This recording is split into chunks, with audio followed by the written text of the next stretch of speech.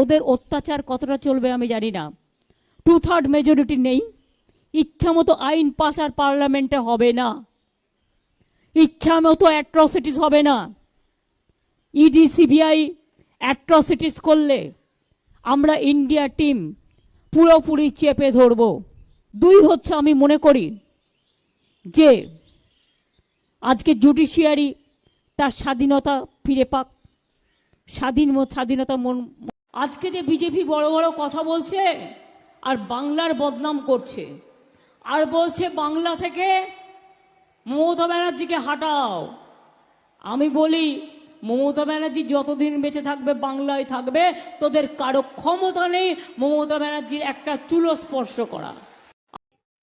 কোন একটা TV channel, যদিও এটা মুকেশজির TV channel, I am sorry to say, এখানে আমি কোনো কম্প্রোমাইজ করি না।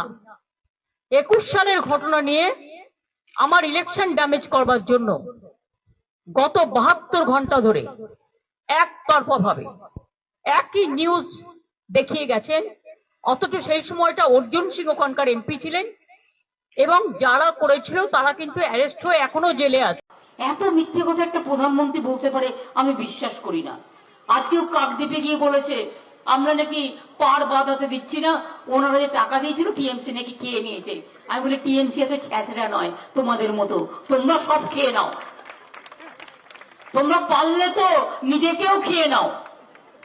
দেশটাকে বিক্রি করে দিয়েছো, লজ্জা করে না? 1 পয়সা দেয়নি, 5,500 কোটি টাকা আমরা খরচ করেছি, লুটের মাল ভেবেছি। তুমি খেতে পেতে না, আগে একটা বিড়ি দিনে 3 বার টানতে, এখন তোমার হাতে সব হোটেল থেকে শুরু করে সব ভর্তি, কোটি কোটি টাকার মালিক, একদম জলের ফোয়ারার মতো টাকা ওড়াচ্ছে।